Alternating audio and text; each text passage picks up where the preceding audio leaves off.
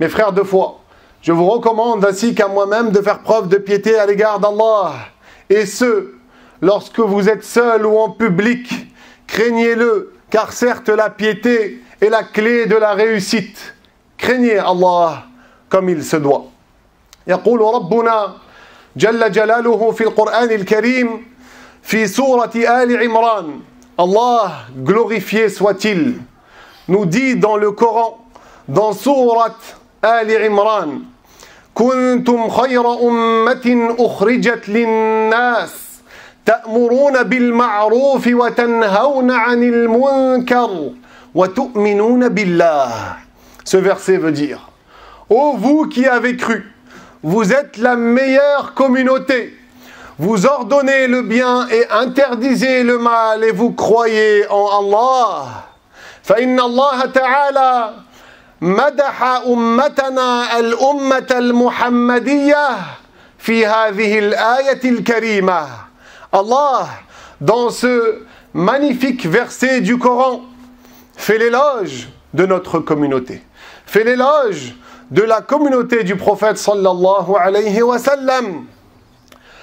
وذلك لأجل خصلة مهمة ينبغي أن تنحل وأن تثبت في كل فرد منا.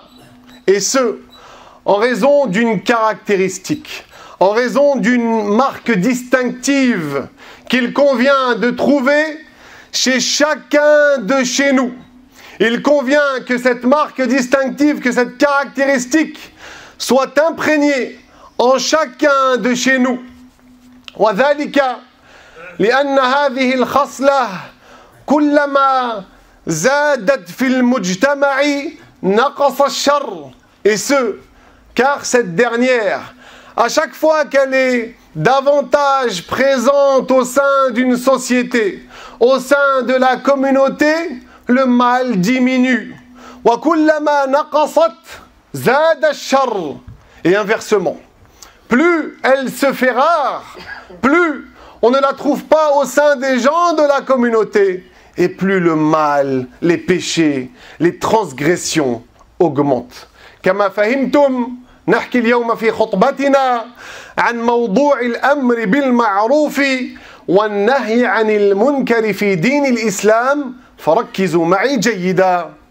Comme vous l'avez deviné, comme vous l'avez bien compris, nous parlons aujourd'hui, durant ce discours du Jumu'ah, du fait d'ordonner le bien et d'interdire le mal.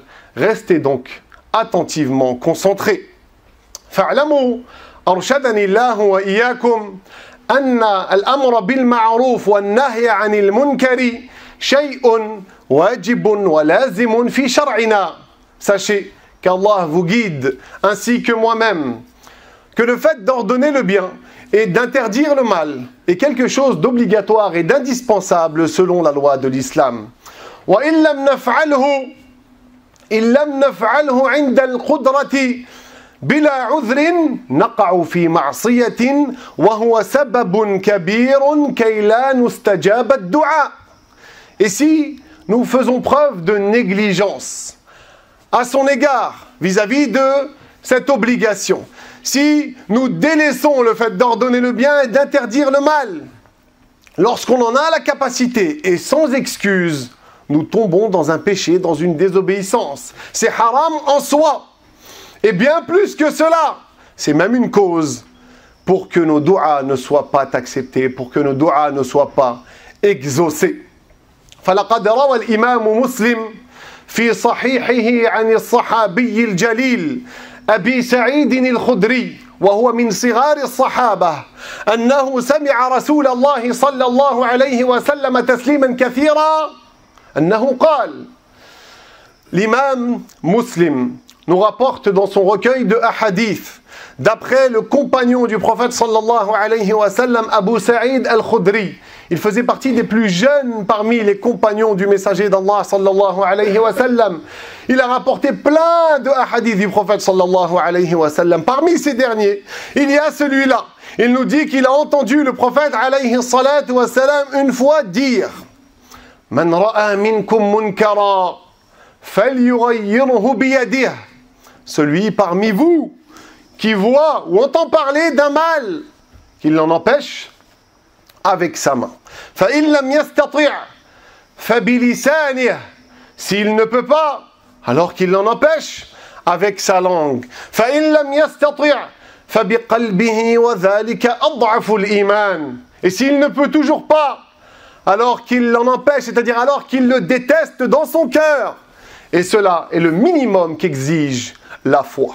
لكن هناك شرط قبل تغيير المنكر باليد أو اللسان. Cependant, il faut savoir qu'il y a une condition ici, avant de s'engager dans l'empêchement d'un mal, d'un péché, avec la langue ou avec la main. وهذا الشرط هو أن لا يؤدي إلى ما هو أعظم إلى ذنب أكبر. Cette condition n'est autre que le fait que cet empêchement, il ne faut pas qu'il mène à quelque chose de plus grave. Un péché plus grave selon la loi. فمثلا إذا رأيت شخصا يشرب الخمر. Par exemple, prenons un exemple. Un jour, tu vois quelqu'un qui boit de l'alcool. وأنت تعلم علم يقين أنك إذا أخذت منه قنينته وأرقتها في الشارع سيقتلك أو سيسب الله أو سيسب الإسلام. هنا في هذه الحالة المعينة لا يجوز لك أن تفعل. Tu vois quelqu'un qui boit de l'alcool et tu sais pertinemment que si tu essayes de l'en empêcher, que si tu lui prends la bouteille de force et que tu la déverses à même le sol ou que tu la jettes à la poubelle, il va t'assassiner, il va te tuer, ou il va insulter Allah, ou il va insulter l'islam. Dans cette situation bien précise, tu n'auras pas le droit ici de l'en empêcher. لماذا؟ لأن القتل ومسبة الدين ومسبة الله أعظم بكثير من شرب الخمر. القتل هو أعظم ذنب بعد الكفر ومسبة الله هو كفر مخرج من الملة. Pourquoi, ici, dans cette situation bien précise, tu ne pourras pas l'en empêcher? Tout simplement parce que ça va mener à un péché plus grave, bien pire. Le meurtre, c'est le plus grave des péchés après la mécréance, après le fait de mécroire. Et insulter Allah, insulter l'islam, c'est en soi une apostasie, ça fait sortir de l'islam. C'est plus grave que l'alcool. Celui qui boit de l'alcool ne devient pas un non-croyant, il ne sort pas de l'islam. C'est un grand péché, c'est très grave, mais c'est pas pire que le fait d'insulter l'islam ou d'insulter Allah. Et c'est pour ça qu'ici, tu ne vas pas agir. لكنك أكيد ستكره ذلك وتنكر ذلك في قلبك. Mais bien sûr, ici, tu vas détester le péché en ton fort intérieur. C'est évident que toi, tu ne vas pas agréer ou aimer cela. ثم إذا كنت في حالة تستطيع فيها أن تمنع الشر أن تمنع المنكر بدون ضرر ولا جلب ما هو أعظم مثلا مع زوجتك وأولادك وأصدقائك مع الجيران إلى آخره مع من لا يفعل ما هو أعظم هنا ينبغي وعليك أن تفعل ولك ثواب عظيم على ذلك. Par contre, lorsque tu es dans une situation, et ça arrive souvent, dans laquelle tu peux te permettre de parler. Tu sais très bien que si tu vas essayer de le corriger, tu vas essayer de le rappeler à l'ordre, il va prendre de toi, il sera gêné, il va accepter, il va arrêter de faire ce haram, il va pas faire quelque chose de pire. Dans ce cas-là, tu te dois de le faire. C'est une obligation. Parce que en faisant ça, on va justement diminuer le mal sur terre. Et tu auras beaucoup de récompenses à faire cela. كان بعض السلف لا يبلغه خبر منكر إلا وهو يحاول أن يغيره لا يهدأ باله أبدا. Il y avait certains savants du salaf, à chaque fois qu'ils entendaient parler d'un mal, ils essayaient, coûte que coûte, d'aller empêcher ce mal. Ils n'étaient pas tranquilles, psychologiquement ça n'allait pas. Il fallait qu'ils agissent, tellement ils aimaient le bien. وكان بعضهم إذا سمع شيئا في جوف الليل يخرج تحت المطر وفوق الوحل حتى يأمر بالمعروف وينهى عن المنكر. Il y avait également parmi les savants à l'époque ceux qui, lorsqu'ils entendaient un mal durant même la nuit, ils sortaient de chez eux immédiatement en dessous de la pluie et ils marchaient même sur la boue. Tout ça pour ordonner le bien et interdire le mal, tellement ils étaient sincères dans leur démarche. وكل هذا لأن ديننا الحنيف يعلمنا أن نحب الخير لغيرنا. Mais pourquoi on fait tout cela? On fait tout cela parce que notre religion nous incite à aimer le bien pour les autres. فإذا رأينا من يضر نفسه بالمعاصي والمحرمات لا نتركه إنما نهتم به ننصحه وإن لم يقبل نمنعه بطريقة إن استطعنا كما قلنا. Et donc, lorsqu'on voit quelqu'un qui se porte nuisance, lorsqu'on voit quelqu'un qui se fait du mal, on ne va pas l'abandonner. On va s'occuper de lui. On va essayer de l'aider. On va le conseiller afin qu'il arrête. Et s'il n'accepte pas, comme on a dit, on l'en empêche si cela ne mène pas à quelque chose de plus grave. Et donc ce n'est pas comme beaucoup de gens le pensent aujourd'hui, malheureusement. بعض الناس إذا رأوا منكرا أمام أعينهم من غيرهم ماذا يقولون؟ يقولون هذا شأنهم، هذه حياتهم، أنا هذا لا يعنيني، أهتم بنفسي فقط. On trouve des gens, lorsqu'ils voient des péchés autour d'eux, des fois même au sein de leur foyer, son propre frère, sa propre sœur, ses parents, ses enfants, etc. Au lieu de les rappeler à l'ordre, au lieu d'être une cause de bien pour empêcher le mal, ils vont dire quoi? Ah, ça c'est sa vie, ça c'est ses problèmes, c'est pas mes salades, ça ne me regarde pas. Et ils les laissent comme ça. Ils disent, moi je m'occupe de moi, ça me suffit. Comme on dit chez nous, les filles fini. Moi ça me suffit, je vais pas chercher autre chose. Mais en islam on ne réfléchit pas comme ça. وبعضهم يزيد ويستدل بآية في سورة المائدة هو ما فهمها. Et on trouve même des gens qui rajoutent. Ils délaissent cette grande obligation et ils essayent de se justifier avec un verset du Coran dans Sourate Al-Ma'idah qu'ils n'ont même pas compris.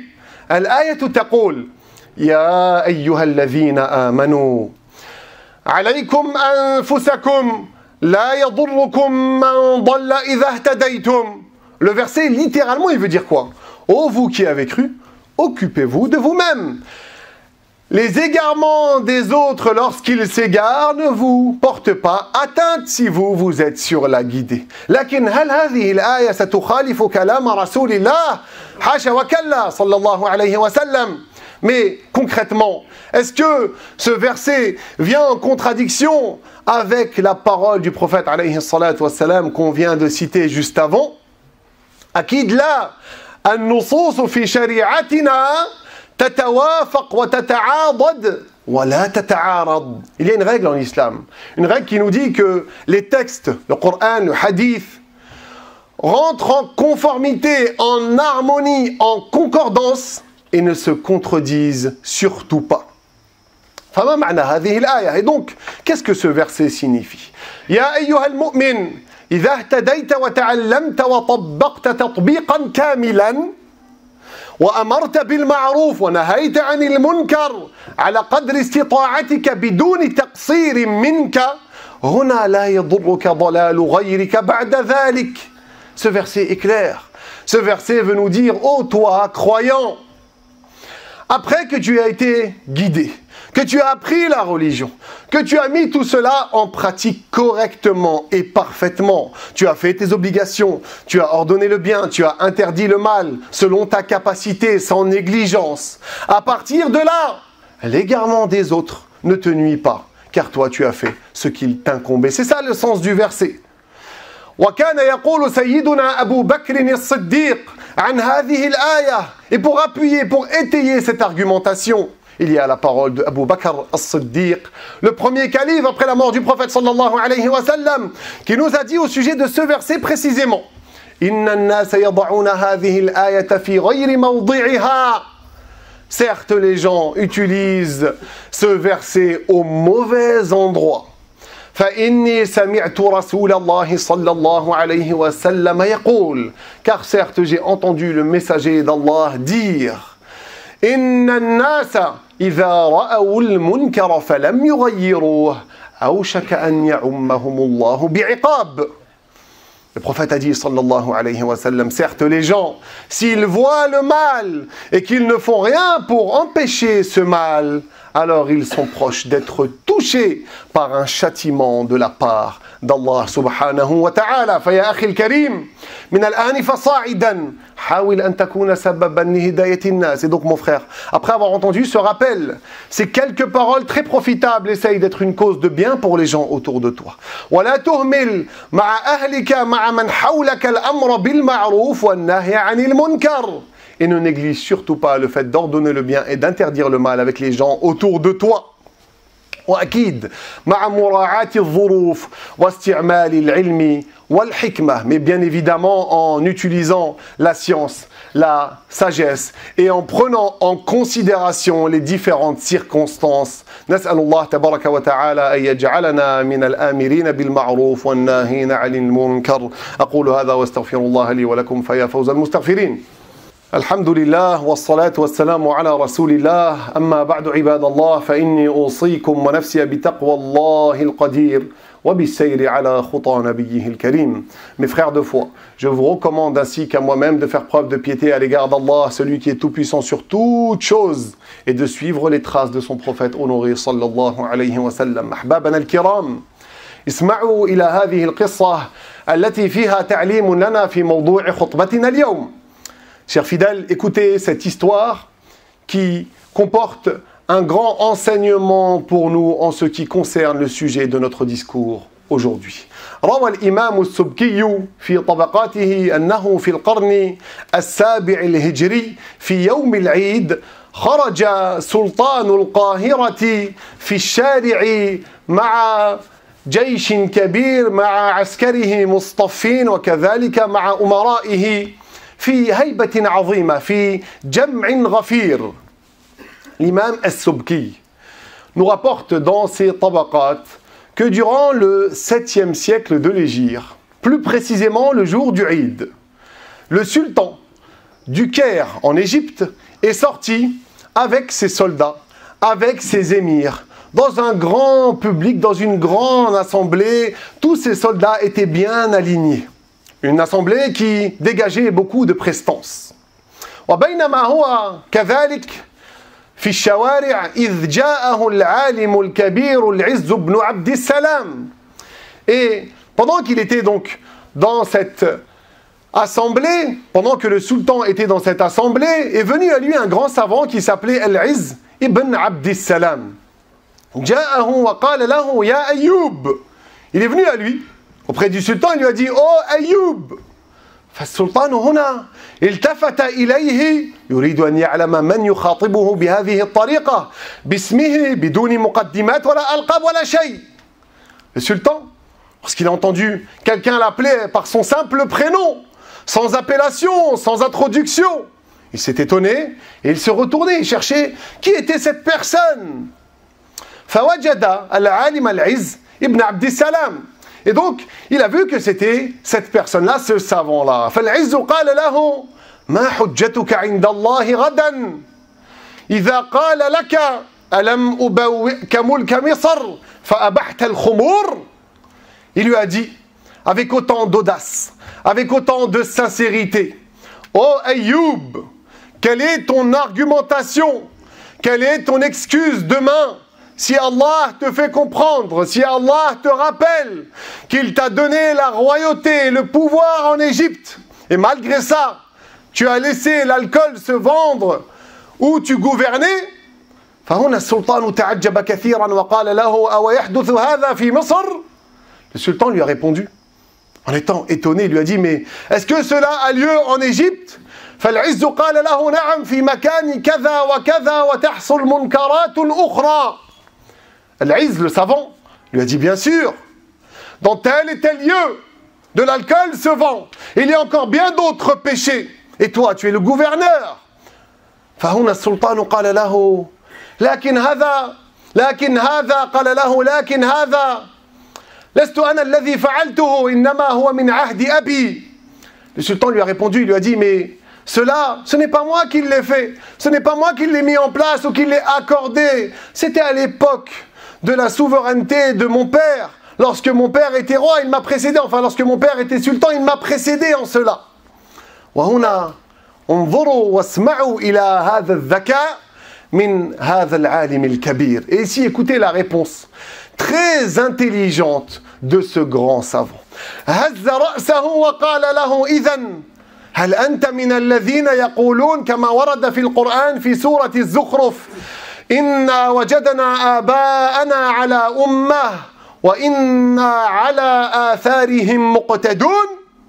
Il lui a dit, mais après avoir bougé sa tête, il lui a répliqué en lui disant, mais est-ce que toi, tu es comme ces gens-là dont le Coran parle dans Surat al-Zukhruf, ces gens-là qui ont dit après qu'on leur ait ramené la vérité, après qu'on leur ait apporté la vérité, nous avons trouvé nos ancêtres sur cela, nous avons trouvé nos ancêtres sur cette voie, et nous sommes simplement sur leurs traces.